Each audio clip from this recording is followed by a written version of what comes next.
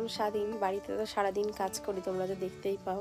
আর এখানে এসে তো কোনো কাজ করতে হচ্ছে না, শুধু খাওয়ার ঘোরা, আর কিচ্ছু না। তো আমি ঘর গোছাতে ভালোবাসি, যেন তোমরা জানো আমি ঘর গোছাতে ভালোবাসি। তো আমার ঘর না গোছালে আমার একদম ভালো লাগে না। তো মা সারাদিন চাষের বাড়িতে, তোমরা বুঝতেই পারো যে চাষের বাড়িতে কত কাজ থাকে, এই জন্য মা একদম গোছাতে পারে না। তাই আমি এগুলো একটু গোছাচ্ছি, তোমরা দেখো। বন্ধুরা এখন স্নান করে নিয়েছি, আর এতটা পরিমাণে ঠান্ডা লেগে গেছে গাড়ির হাওয়ায়, মানে ট্রেনে করে যখন আসছিলাম না, আমার দুই কাল এরকম মানে যন্ত্রণা করছিল। তো কথা দেখে বুঝতে পারছো আমার গলার অবস্থা প্রচণ্ডই খারাপ। তো মাম্মাম তো স্নান করে নিয়েছে, আর আমিও স্নান করে নিয়েছি। গপু সোনাকেও স্নান করিয়ে দিয়ে এই পুজো দিলাম। তাই যে জামা কাপড়গুলো নিয়ে এসেছি, সেইগুলো একটু ছাড়ানো ছিটানো আছে, একটু গুছিয়ে নেব। তার সঙ্গে এদিকে মা কিন্তু রান্না করছে। তো মেয়ে তো বলে না বাঁধা গরু ছাড়া পেয়েছে, ও চলে গেছে খেলতে স্নানটা করে। তো হ্যালো এভরিওয়ান, কেমন আছো তোমরা সবাই? আশা করি সবাই ভালো আছো। শিউলি লাইফস্টাইল ব্লগে তোমাদের অনেক অনেক স্বাগত জানিয়ে চলো ভিডিওটা শুরু করি। তো কালকে যেখানে ভিডিওটা শেষ করেছিলাম আবার সেখান থেকে ভিডিওটা শুরু করছি। আর আমরা মেয়েরা কি জানো তো, মেয়েরাই পারি যে এক জায়গা থেকে আরেক জায়গায় গিয়ে নিজের মনের মতো করে সুন্দর করে সংসারটাকে গুছিয়ে রাখতে বা ঘরটাকে পরিপাটি করে রাখতে, তাই না? তো আমরা মেয়েরা সত্যি কথা বলতে কি না পারি বলো তো? আমরা মেয়েরা কিন্তু সবই পারি, কারণ আমরা যে গাছে যাই সেই গাছের কিন্তু রং ধারণ করি। তো আমরা মানে এক জায়গায় থাকি বলে যে আরেক জায়গায় গিয়ে সেখানে মানিয়ে নিতে পারবো না, সেটাও কোনো কথা না। আমরা কিন্তু সব জায়গায় গিয়ে মানিয়ে নিতে পারি, শুধু কিন্তু মন আর বুদ্ধির দরকার। মানে মনটা তোমার মন যা চাইবে সেটাই হবে। তোমার যদি মন না চায় তাহলে কিছুই হবে না। যাই হোক, দেখো এদিকে যে জামা কাপড়গুলো পরে এসেছিলাম সেইগুলো এখন গুছিয়ে রাখছি। আর এখন যেহেতু দুপুর হয়ে গেছে, এখন তো আর কেচে দিলে সেগুলো শুকাবে না, তাই এখন এখানে ভাঁজ করে রেখে দিচ্ছি। আর যখন রোদ উঠবে বা পরের দিন তখন এগুলো করে নেব। আর এদিকে কিন্তু আমার হাজব্যান্ড আর ভাই এসে ওরা খাওয়া দাওয়া করে চলে গেছে মার্বেলের দোকানে বা সিমেন্ট বালির দোকানে কথা বলতে। তো এদিকে মা কিন্তু দুপুরে রান্না করছে। আর মাম্মামকে তো তোমাদের বললামই খেলা করতে চলে গেছে, কারণ এখানে আসলে ওর অনেক সঙ্গী হয়ে যায়। তো এখানে এসে তো ঘরে থাকতেই চায় না, এই জন্য না ও দিদুন বাড়ি এত ভালো লাগে।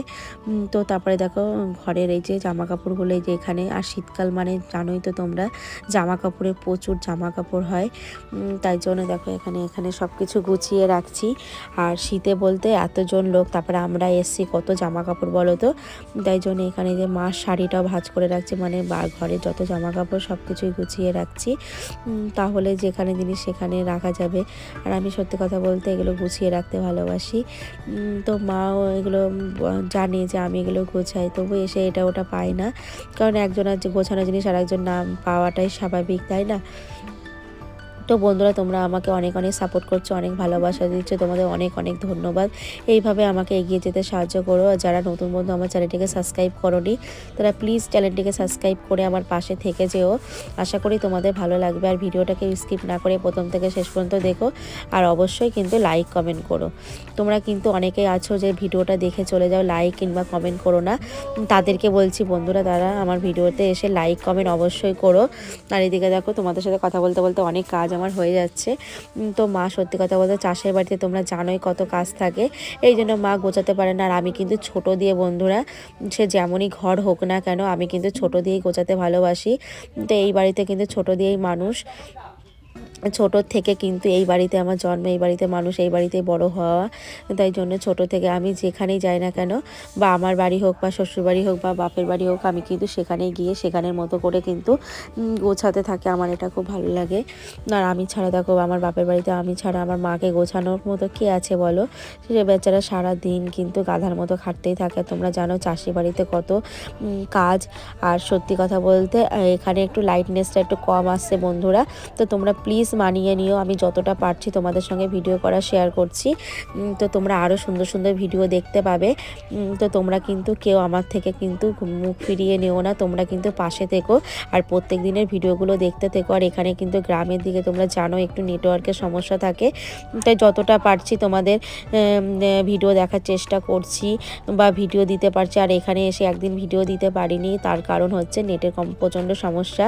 আর জানোই আমার বাড়িতে ওয়াইফাই, আর এখানে আসলে তো আমার মোবাইলে অনেকটাই নেটের মানে নেট কম থাকে। তো এদিকে আমার দেখো ঘরের শোকেসটা সুন্দরভাবে গুছিয়ে দিচ্ছি। তো এইগুলো আমার বিয়ের অনেক আগে, আর এখন জানো তো অযত্ন করে করে কিন্তু এগুলো অনেকটাই নষ্ট হয়ে গেছে।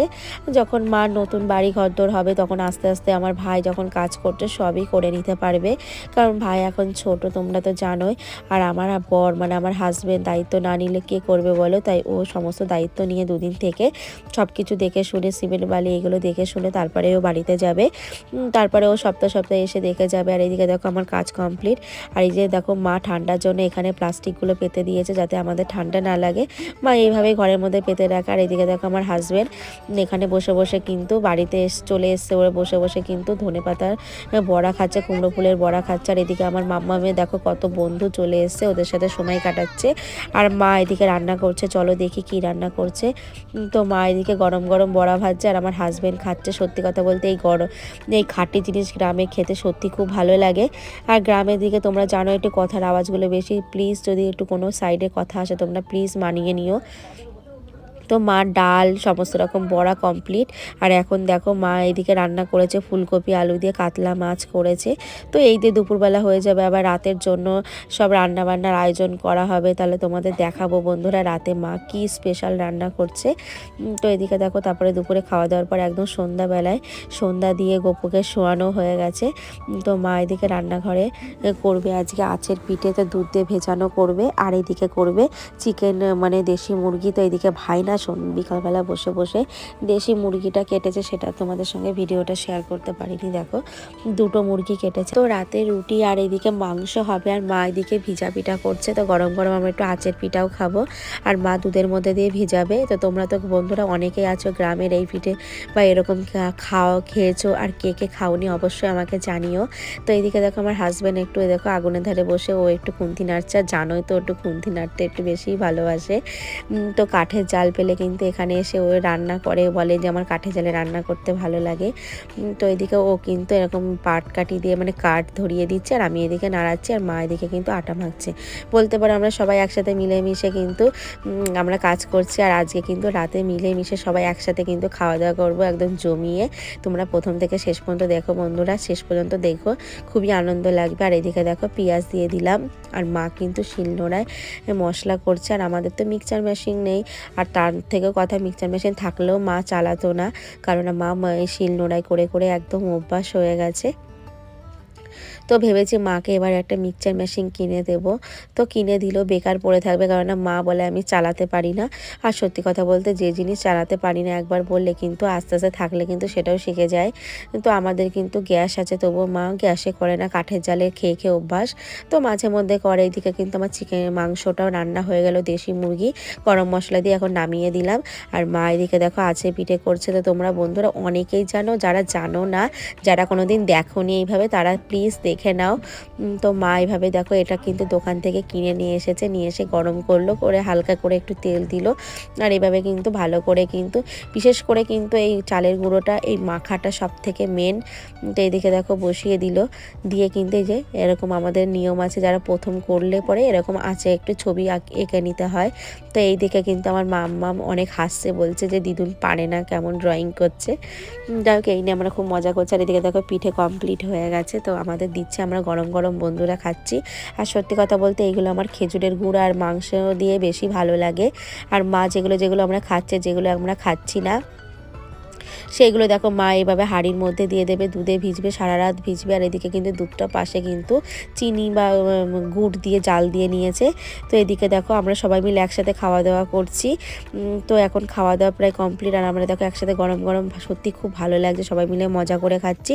তো সবার ভিডিওটা তুলতে পারলাম না, তাহলে চলো বন্ধুরা গুড নাইট, আবার দেখা হচ্ছে নেক্সট কোনো ব্লগে। সবাই ভালো